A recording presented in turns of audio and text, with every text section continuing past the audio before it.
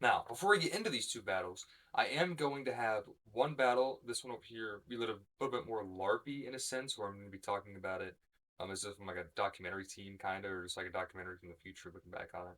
But this next battle over here against the Velikostan and the Nordwalde is going to be more of just me going over it, like a sports announcer. So, you know, tell me which one you like better, and I'll stick with that. Thanks. All right, ladies and gentlemen, today I'm doing all of turn 2 in one video. I've decided to do a video per turn instead of each battle being a turn, because we had 3 battles from just this one turn. But, so, turn 2, month 2 would be April. It says May up here. This is for turn 3 they're preparing to do for this week. But this is turn 2. And we already did the battle in the Cashville down here, which they got pushed back. We saw that.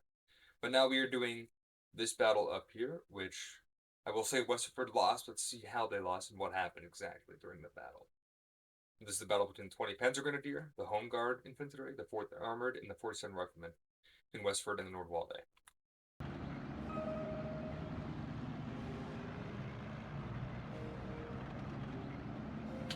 This Panther Stilla, was quite the stronghold for the Nordwalde forces in this battle, destroying already multiple Westford tanks.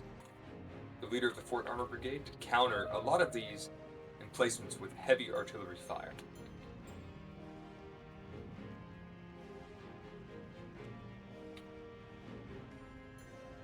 Although the commander of the 47th Rifleman Corps was having some more trouble with more heavily armored emplacements that the Nordwalde forces have to place down. The commander of the 20th Panzer Grenadier was actually defending the battle all by his lonesome until the Home Guard Division arrives later in the battle. The 20th Panzer Grenadier had a 2nd Panther Stilla emplacement, very heavily defended, dug into the sand, destroying many of Westford's tank forces. The very brave Nordwalde recon pilots gave their life valiantly for their empire.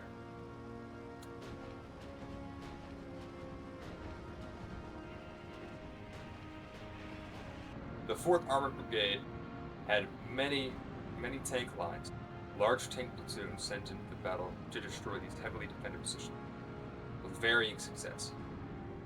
We can see the 4th Armored Brigade's heavy armor really slamming into the Nordwalde forces, the reinforcement forces coming in from the Home Guard Division. The Nordwalde forces caused large salients into the enemy Westford divisions. They use this tactic, dividing their enemy in 2 and taking them one at a time. Nordwalde heavy tanks played a very strong power play against Westford. They proved very difficult to deal with. Near the end of the battle, the commander of the 4th Armored Brigade ordered his own men and his allied 47th Riflemen's troops to launch a very large tank assault upon the right flank, the eastern flank of the battle. This unfortunately led to many deaths and is the reason why the 4th Tank Brigade is only at 5% or 20% of its original strength. As we can see, a few of the tank squads were much more successful in pushing in towards the enemy. A strong anti-tank presence by the Nordwalde really secured many enemy deaths. And that was the Northern Battle of Canaria. Very unfortunate battle with heavy losses on both sides. Now, this is the Battle of Chattels. Actually, I think it was more over here near Velikostan and Ir0n, but it was a very brutal battle. Alright, I'm an actual moron. I just started commentating over just a practice game that we did, but it's okay. This is the Battle of Velikostan or Ir0n. But yeah, I'm just going to go over this one high speed, and then once we get into the battle, I'll slow it down. This is a close combat because at the time of the battle, these 4 divisions were very close together. I will go ahead and say it was the 6th Panzertruppe, the 6th Sturmtruppe, 4th Tank Corps, and the 358th Rifle Corps.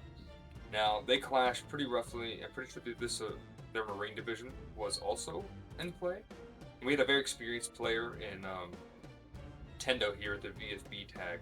He is much better than all of us. I probably should have had him not take part in the battles that actually damage can affect the map. But yeah, he's very good at the game, much better than all of us are. We don't really understand why. He's new, we're not. Or I mean, we're new, he's not new. Probably is essentially that. In this battle, I was actually subbing in for one of the Velikostan divisions because in a practice game, one of the other commanders got a little bit demoralized because he was up against directly the very experienced player, and that did kind of screw over his morale, which you know what, fair enough. And this computer you see here is just a filler division we have to put in, so that way the ecos evened out both groups. We really tried to hold the bridge line over here on my side of the river. And I did make attempts to push up here, which eventually I did successfully, but it took a little while. In a very short battle, we got quite collapsed because we lost a lot of flags on the mid and right side very quickly, which it was probably my fault, really. I should have helped out in that center more. I gave him a much larger part of the map to deal with. I should have helped out. I'm trying to up my skill into the game, so when I have to sub in as the game master, I can actually be beneficial to people I sub in for, not just an absolute pain in the ass. Strong infantry push right here. This did secure a nice foothold in that town for quite a bit. Over here on the 6th Panzer Group side, I'm pretty sure. Maybe I was the 6th Panzer. Not me. But this was the either the 66th or the 70th. Pretty sure he was the 6th, actually. Yeah, he tried to hold the hill up there, but yeah, this is a very strong hill in all of Steel Division, I'm not going to lie, no matter what you're doing. Holding the hill is a very strong play, which, of course, the very experienced player got up there very quickly. Very large tanks, like IS-122 up there, very large, hard-hitting gun. And we just didn't have quite enough resources to help out. A lot of Panzer 3Ls here, which is what that Panzer Group supposed to be. Oh, look, the battle's over. So, that was a very quick battle. Let me know. Not a lot of losses, actually. Very, very quick, low cost battle. It's actually only resulted in a 5-point loss there with a max of 50, so down to 45. So, Nordwalde actually didn't lose all too much, even though they lost the battle. They lost their strategic position, but they did not lose much tactically. I do have plans for Season 2 to have economic zones in each place, so just ceding land like Velikostan is right now won't be as beneficial because they're doing very good at consolidating their forces like that. But they're losing a lot of land, which should be a lot of eco being lost, but currently, as the current rules say, it is not. I'm going to keep it that way for the rest of Season 1 because I refuse to change the rules on them mid-season. It feels mean to do. So those were the battles of turn 2. Let me know if you like the slightly more edited thing over here. Me saying something, showing a little bit of B-roll of the battle, and then moving on, or if you like the more just talking about the battle, how things went over here.